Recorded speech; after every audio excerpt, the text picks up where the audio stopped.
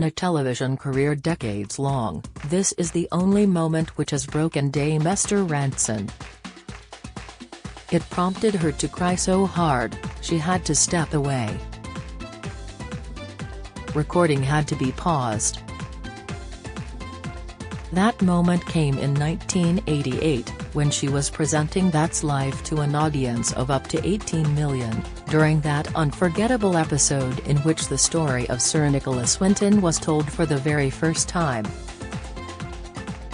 The humanitarian, who afterwards came to be known as the British Schindler, had rescued 669 mostly Jewish children from Czechoslovakia before the outbreak of World War II, but in the intervening decades had barely told a soul. It was the moment it was revealed he was unknowingly sitting next to 3 of those 669, none of which he had met before, and in which they learnt for the first time who was responsible for saving their lives, and got to say thank you. It is television gold now to be recreated in a new BBC biopic about Sir Nicholas, in which he will be played by Sir Anthony Hopkins. It was the most powerful piece of good news that I have ever seen on television, Esther, 82, recalls. Suddenly, someone meets for the first time the man who saved them from the Holocaust, and he realizes what in reality, he has achieved. And that actually, he is surrounded by people who owe their lives to him. I knew it was going to be extraordinary. What I didn't anticipate was that I was going to burst into tears. Your heart breaks with the sheer inspirational joy of it. And as if Britain's heartstrings could take any more, there later followed an equally devastating episode, in which Sir Nicholas appeared for a second time, only to once more discover he was surrounded by those children he had saved on the so-called Czech Kindertransport. This time, some 30 of them. Is there anyone here who owes their life to Nicholas Winton? Esther asks the audience. If so, could you stand up please? Immediately, the rows around him all silently rise with glowing faces of utter gratitude. Sir Nicholas glances left and right in shock, then stands and turns in amazement to gaze at the sea of lives he is responsible for. 7 years after Sir Nicholas' death in 2015 aged 106, Sir Hopkins will emulate that astonishing moment, too, stressing his desire is to inspire similar support for Ukrainian refugees. And in order to recapture some of that original emotion, the BBC has approached those refugees still alive, or their descendants, to take part. Until That's Life covered Sir Nicholas' story, it was so little known many of the children he rescued did not realise how they had come to travel to the UK. Esther, who became Sir Nicholas' friend, explains it gave them an increased sense of identity, and how most became good friends with him too, becoming Winton's children, in a sense. It also changed his life, making him an international figure and symbol of one person's power to do good. Perhaps too, it also offered some consolation. For decades he had rarely spoken about his incredible act of compassion, maybe in part because he felt he had failed. While rescuing 669 children, 250 were unable to flee on the final train because war broke on their departure day. The train was stopped, and he believed those children perished, describes Esther. I spoke to him before the program and said how wonderful it was he had saved these Jewish children. And he said, it's not enough. It must have been a real drama for him.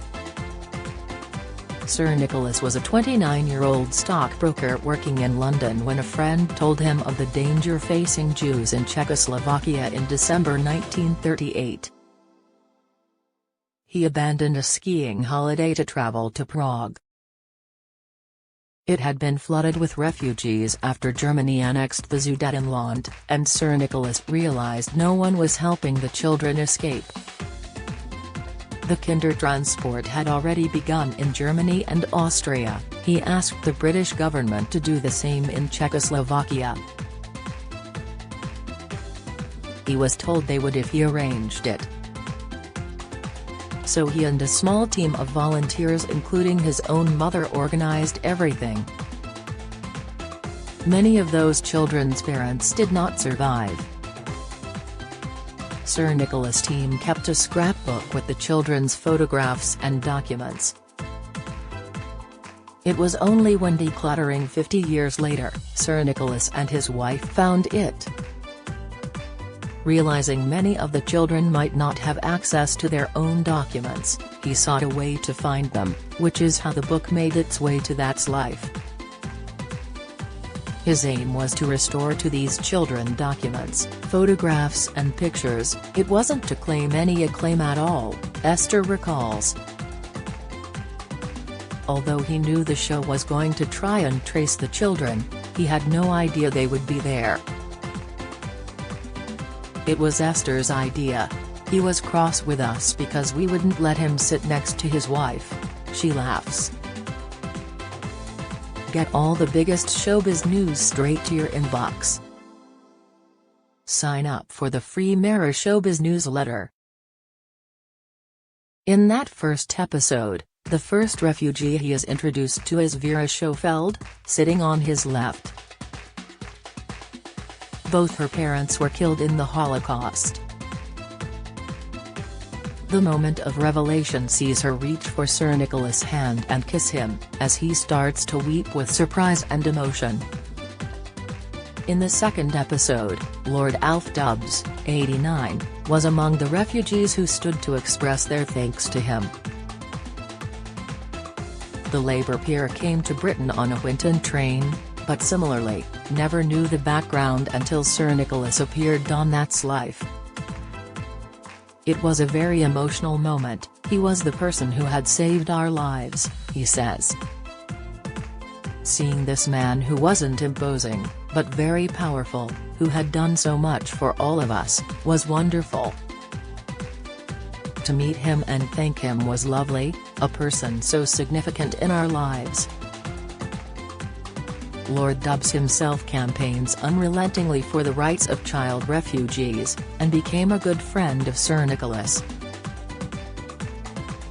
I think emotionally he encouraged me to know I can make a difference, he says. At Sir Nicholas' memorial service, when Esther was asked to speak, she couldn't resist. I said, "Will you stand up if you owe your life to Nicky Winton?" she recalls. And several hundred stood up. Lady Milena Grenfell-Baines: It was a miracle to find this man who had saved my life. Lady Milena Grenfell-Baines sat to Nicholas Winton's right-hand side, feeling increasingly more unreal as Esther Rantzen explained to a TV audience how this elderly stranger had saved Milena's life and those of 669 other children. The Czechoslovakian refugee knew she had come here by train aged 9 in August 1939 to escape the Nazis, but she'd never had any clue how that came about. Now, in this first now famous That's Life episode revealing Sir Winton's story, she was learning it was thanks to the sheer determination and humanity of one Englishman, and that was the man she was now to turn to say a heartfelt thank you. She was overwhelmed, clutching the brown cardboard identity label she had traveled with around her neck on the journey to freedom, one of the few items she had left of her past life. She embraced him, feeling his absolute surprise and reciprocated deep emotion. Now 92, living in Preston, she explains, "This was the first time we were told there was a person behind our escape. I had never questioned how I got on that train. It was surreal," Esther explaining what had happened, "overwhelming. It felt unreal in a sense, to find you are sitting next to someone who saved your life. Having married and had 2 children, 2 stepchildren, 4 grandchildren and 4 great-grandchildren, she felt keenly they all owe their lives to him. Sir Winton became a great family friend. It was a miracle to find this man, and he became a part of my life, and my children's lives. It brought everything back and I began connecting not only with him, but my whole past. It's when I began visiting my home country again, she says. Milena escaped on Sir Winton's final train with her 3-year-old sister. Her father was a well-known Social Democrat and had supported the anti-Nazi author Thomas Mann, which put the Jewish family at particular risk. Thankfully, her father also escaped to Britain, and her mother the following year. Her grandparents and cousins, her age, were all killed in concentration camps. Without Nicholas I would have followed my cousins, 2 years later they were murdered, we would not have survived, Milena says. She recalls she and her sister did not cry on the train, and was later told all the children held hands and sang "We are not going to cry." In her backpack, was an autograph book she treasures to this day. Her grandfather, Emil Cosiner, had given it to her, and relatives had written in it, before she left.